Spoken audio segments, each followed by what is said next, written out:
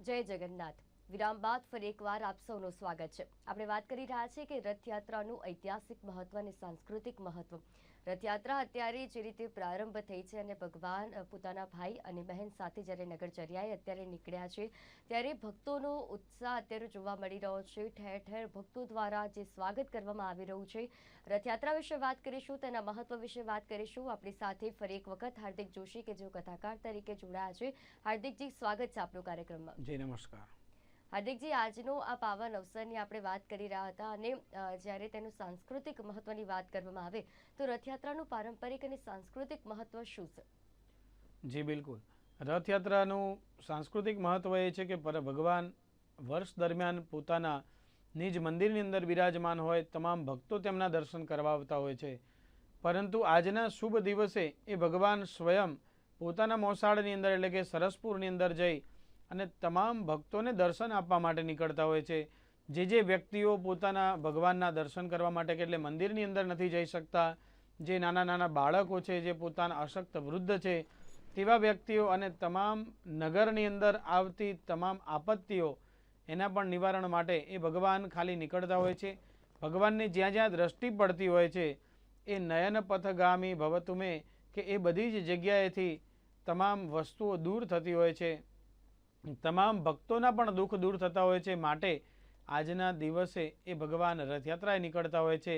એ રથની ઉપર આરૂઢ થઈ અને ભગવાન નંદીઘોષ નામના રથની અંદર બિરાજમાન થઈ અને સ્વયં જગન્નાથજી પોતાના ભાઈ અને પોતાના બહેનની સાથે દરેક જગ્યાએ અલગ અલગ રીતે ભગવાન રથની અંદર બિરાજમાન થઈ અને નગર યાત્રામાં કે પૂજા અર્ચનામાં બેઠા હોય છે। પરંતુ ભગવાન આજના દિવસે એ કેવલ ને કેવલ પોતાના ભાઈ અને બહેનની સાથે એ નગર યાત્રામાં નીકળતા હોય છે। એનો વિશેષ મહિમા છે કે આ ત્રણ સ્વરૂપના દિવ્ય દર્શન કરવાથી ભગવાન તમામ ભક્તોની ઈચ્છાને પૂર્ણ કરતા હોય છે।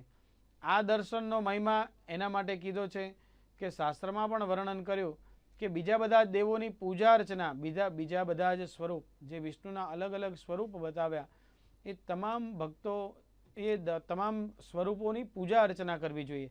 જ્યારે આ સ્વરૂપના કેવલ દર્શન જો વ્યક્તિથી પૂજા થાય તો વિશેષ લાભ મળતો જ હોય છે, પરંતુ કોઈ વ્યક્તિ પૂજા ન કરી શકે તો ભગવાનના કેવલ દર્શન, બે હાથ જોડી ખાલી દર્શન અને નમસ્કાર કરવાથી પણ એ ભગવાન તેની ઈચ્છાઓને પૂર્ણ કરતા હોય છે।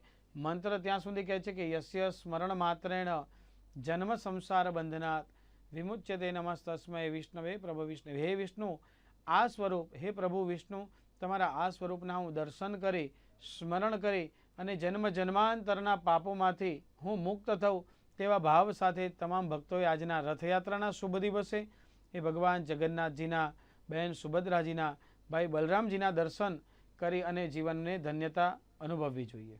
બિલકુલ। અને જ્યારે રથયાત્રાનું આટલું જે પાવન અવસર છે, સાંસ્કૃતિક મહત્વ આપણે વાત કરી અને ધાર્મિક મહત્વ વિશે વાત કરી, હવે વાત કરીએ રથયાત્રામાં જે સૌથી મહત્વપૂર્ણ હોય છે તે છે ભગવાનનો પ્રસાદ।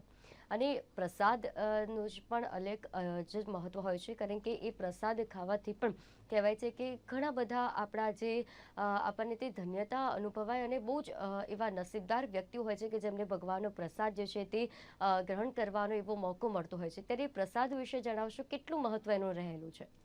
જી બિલકુલ, પ્રસાદની વાત કરવામાં આવે તો ભગવાન જગન્નાથજીના આજના દિવસે વિશેષ પ્રસાદ અર્પણ કરવામાં આવતો હોય છે।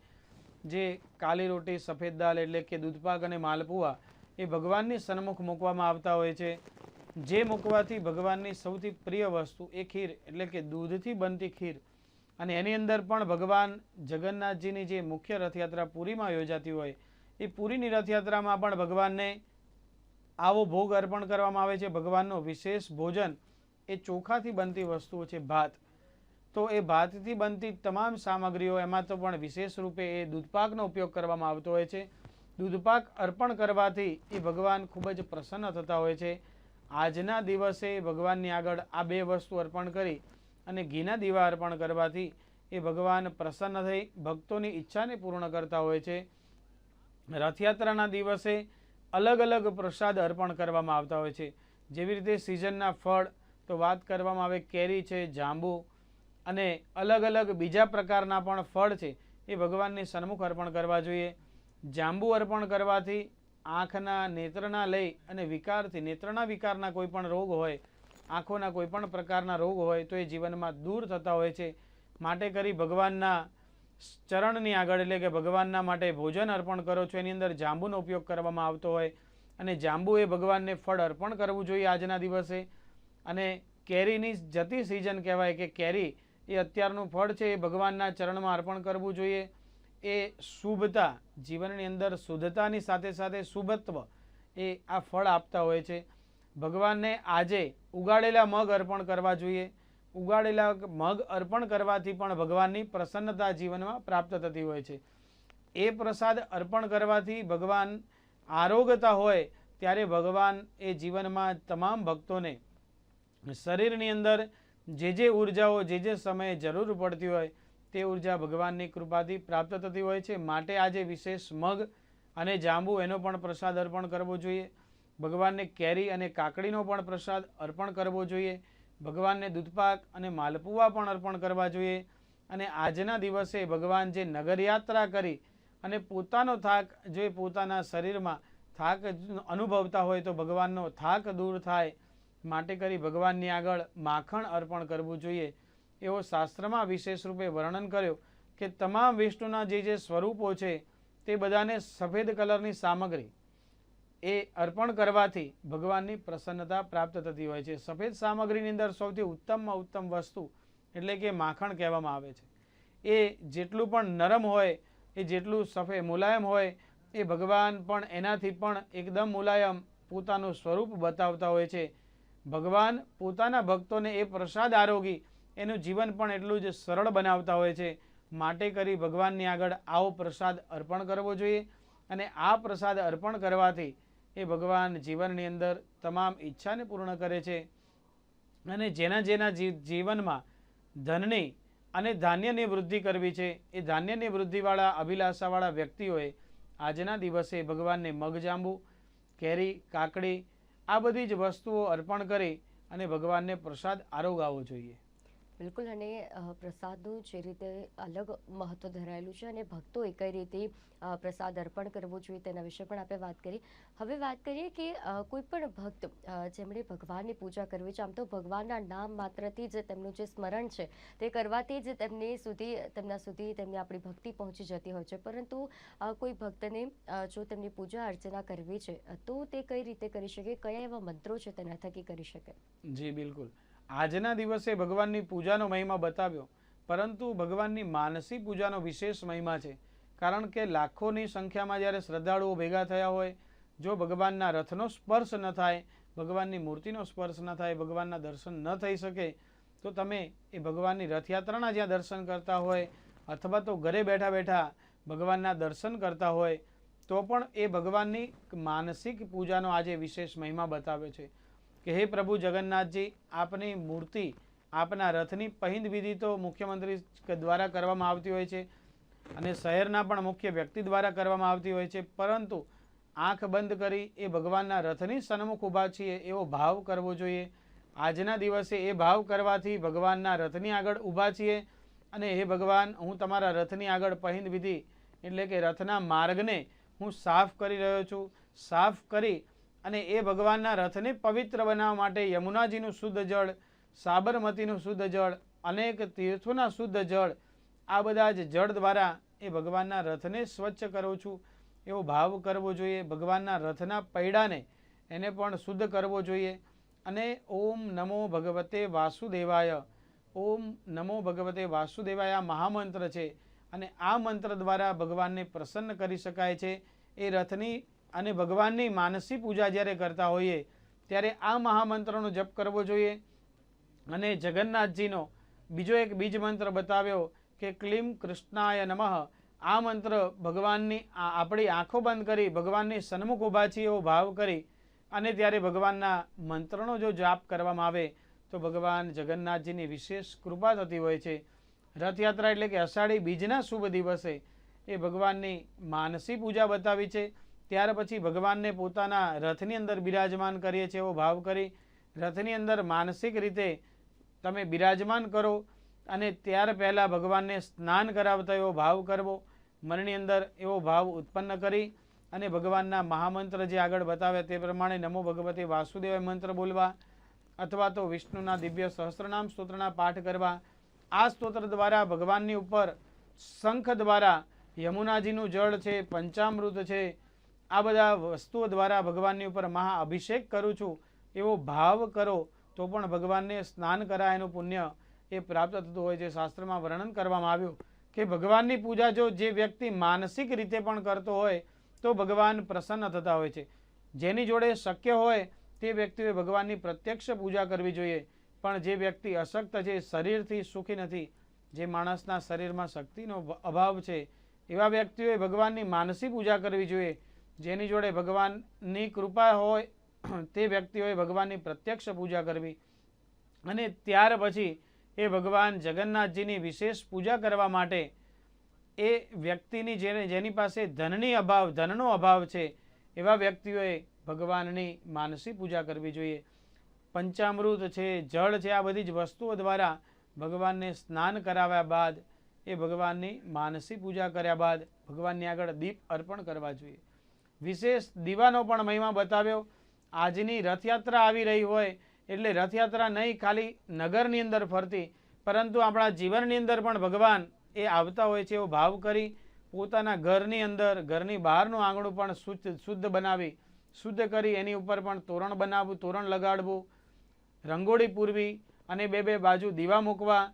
ભગવાનની આ રીતે વિશેષ પૂજા કરવાથી ભગવાનની પ્રસન્નતા પ્રાપ્ત થતી હોય છે.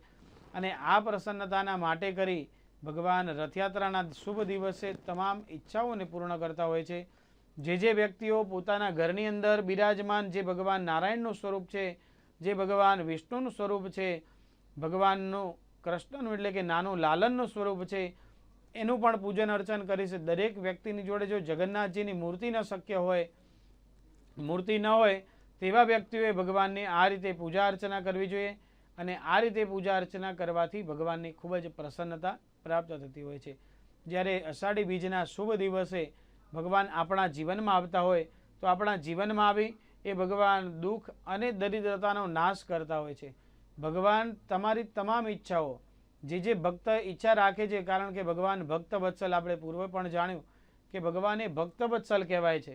ભગવાન એ ભગવાનની ભક્તિ કરે છે જે ભક્ત, એ ભગવાન એની સેવા કરવા માટે કોઈ પણ સ્વરૂપે એ વ્યક્તિઓને પણ મોકલતા હોય છે. ભગવાન સ્વયં પણ એ ભક્તની રક્ષા કરવા માટે હંમેશાના માટે તૈયાર હોય છે. માટે કરી આજના દિવસે આ મહત્વનો એટલે કે રથયાત્રાના શુભ દિવસે એ ભગવાનની પૂજા અર્ચના માનસિક રીતે અને દરેક રીતે અર્ચના એ ભગવાનની આજે કરવી જોઈએ એવો શાસ્ત્રમાં વર્ણન કરવામાં આવ્યું છે. બિલકુલ. અને ખાસ જ્યારે રથયાત્રાના મહત્વ વિશે આપણે વાત કરી રહ્યા છીએ, આપણે ધાર્મિક મહત્વ વિશે પણ વાત કરી, ત્યારે આ પાવન અવસર ઉપર જ્યારે ભગવાન રથમાં બિરાજમાન થઈને નગરચર્યાએ નીકળ્યા છે, ત્યારે ભગવાનના જો રથની વાત કરવામાં આવે તો ભગવાનનો નંદીઘોષ જે રથ છે, આ નામ શું સૂચવે છે અને આ નામ પાછળ શું એવી કહાની છે, શું એવી ઇતિહાસ રહેલો છે? જી બિલકુલ. નંદીઘોષ નામનો રથ એ ભગવાન જગન્નાથજીનો છે અને એ રથની અંદર ભગવાન બિરાજમાન થાય છે. નંદી એટલે કે ધર્મનું પ્રતીક છે. જે ધર્મ અને અધર્મની વ્યાખ્યા કરી તો ભગવાન પોતે ધર્મના ઉપર આરૂઢ થઈ, સવાર થઈ અને પોતાના નગરની અંદર ભક્તોને દર્શન આપવા માટે નીકળતા હોય છે. માટે કરી અને આજના શુભ દિવસે એ નંદીઘોષની અંદર બિરાજમાન થાય છે, ભક્તોને ઉપદેશ આપે છે. ભગવાન કે ના દર્શન તો કરો, પરંતુ ભગવાનના રથના પણ દર્શનનો મહિમા બતાવ્યો છે. ભગવાનના વાહનની વાત કરીએ, ગરુડજી એ આ ભગવાનના રથની આગળ બિરાજમાન હોય છે અને એ ભગવાનના રથને ખેંચતા હોય છે. આપણે જોઈએ છીએ કે તમામ ભક્તો જે અલગ અલગ વ્યક્તિઓ એ ભગવાનના રથને ખેંચી અને યાત્રા કરાવતા હોય છે, પરંતુ આપણી કોઈની એવી તાકાત નથી કે ભગવાનનો રથ ખેંચી અને ભગવાનને યાત્રા કરાવીએ. ભગવાનનું સ્વરૂપ નાનું હોય કે મોટું, પરંતુ ભગવાનનું સ્વરૂપ એ સ્વયં ગરુડજી એ રથની આગળ આરૂઢ થાય છે, રથની આગળ બિરાજમાન થઈ અને ભગવાનને સ્વયં લઈ જતા હોય છે આખા નગરની અંદર. પરંતુ નંદીઘોષ નામનો જે રથ આપણે વાત કરી કે નંદી નામ શા માટે, નંદીઘોષ નામ શા માટે, તો નંદી એ ધર્મનું પ્રતીક છે, સંયમનું પ્રતીક છે અને દરેક વ્યક્તિઓએ જીવનની અંદર ધર્મને ધારણ કરવો એવું ભગવાન નંદીઘોષ નામના રથ દ્વારા આપણને બધાને સૂચન કરતા હોય છે. અને નંદી ઘોષ એટલે કે ભગવાન કહે છે કે જ્યારે તમે ધર્મનું આચરણ કરતા હશો ત્યારે તમારી આજુબાજુમાં કોઈ પણ પ્રકારનો અધર્મ એ પાસે પણ નહીં આવે. આ રથના કેવલ દર્શન કરો. દર્શન કરવાનું ભગવાન ભક્તોને સૂચન કરતા હોય છે. માટે કરી આજના શુભ દિવસે એ નંદીઘોષ નામના રથની ઉપર આરૂઢ થઈ બિરાજમાન થઈ અને સ્વયં ભગવાન જગન્નાથજી નીકળતા હોય છે. બિલકુલ. અને જ્યારે રથે ચડ્યા જગતના નાથ એટલે કે જ્યારે રથમાં સવાર થઈને જગતના નાથ નગર ચર્યાએ અત્યારે જે નીકળી રહ્યા છે અને જેમ જેમ આગળ વધે છે તેમ તેમ અત્યારે ભક્તોનું ઘોડાપુર ઉમટી રહ્યું છે, તેમ તેમ અત્યારે ભક્તો તેમનું સ્વાગત કરી રહ્યા છે. ત્યારે ખાસ આના મહિમા વિશે આપણે વાત કરીએ તો આનો ઇતિહાસ જે છે 148 વર્ષથી અમદાવાદ ખાતે રથયાત્રા નીકળી રહી છે. ત્યારે 148 વર્ષથી એ જ પરંપરા અને એ જ ધાર્મિક વિધિ અનુસાર જે નીકળતી હોય છે, ત્યારે શું એવી મહત્વની વિધિ હોય છે કે જે રથયાત્રાના દિવસે કરવામાં આવતી હોય છે કે જેનું અનેરું મહત્વ છે? જી બિલકુલ. રથયાત્રાના પૂર્વે થતી જલયાત્રા, જલયાત્રા પછી પહિંદ વિધિ, આ બધો વિધિ જે થઈ રહ્યો હોય છે એનો મહિમા વિશેષ વર્ણન કરવામાં આવે છે.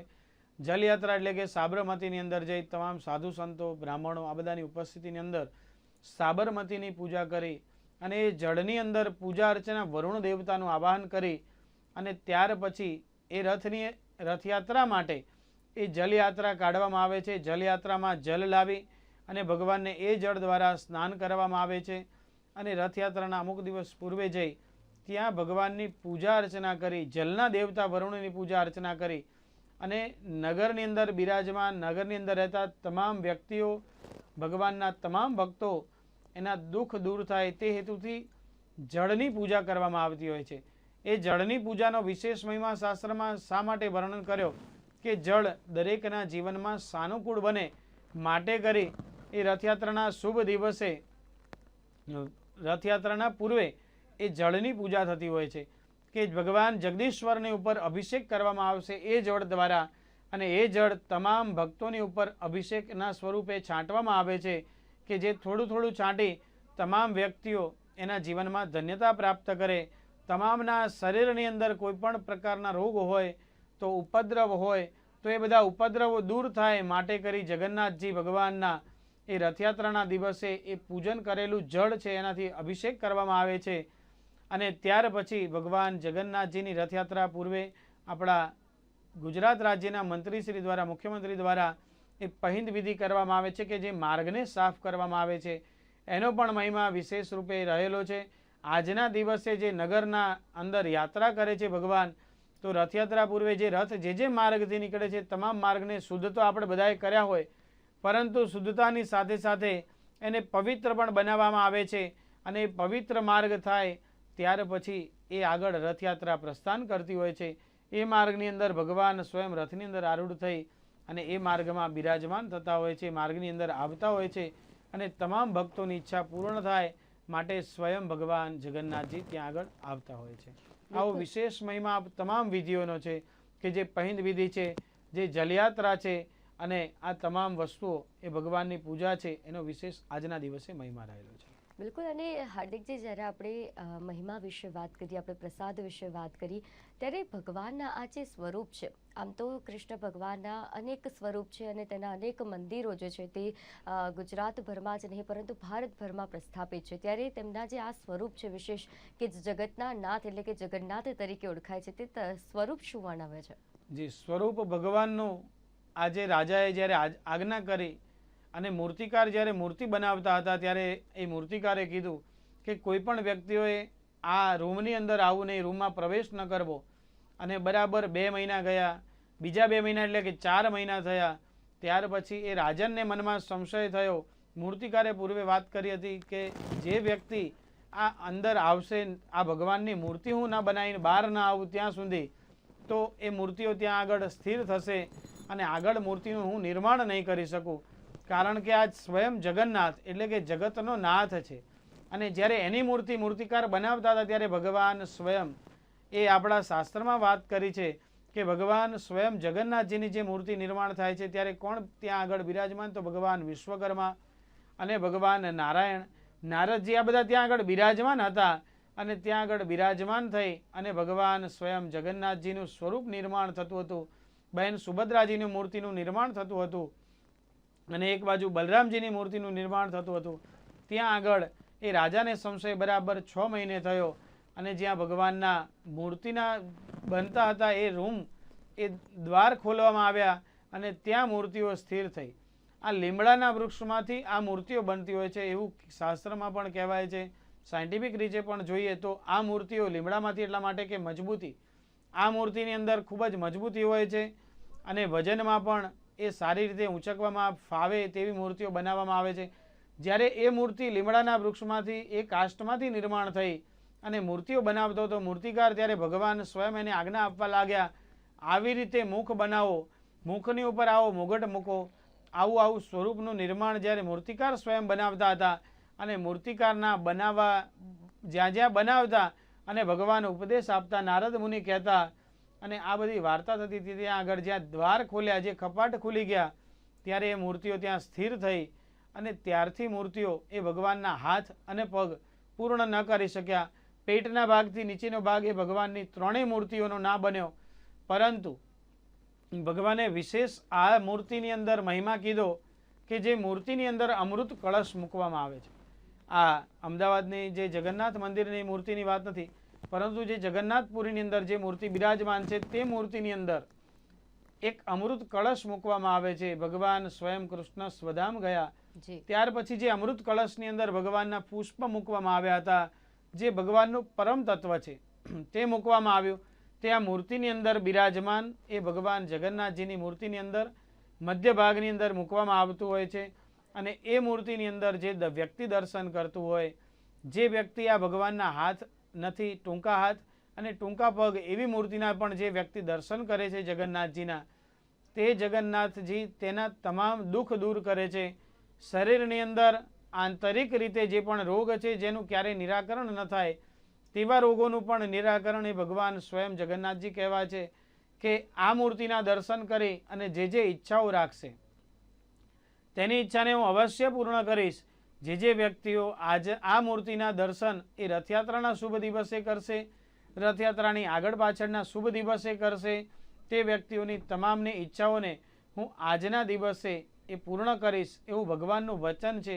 માટે આ મૂર્તિઓના પણ દર્શન કરવા જોઈએ.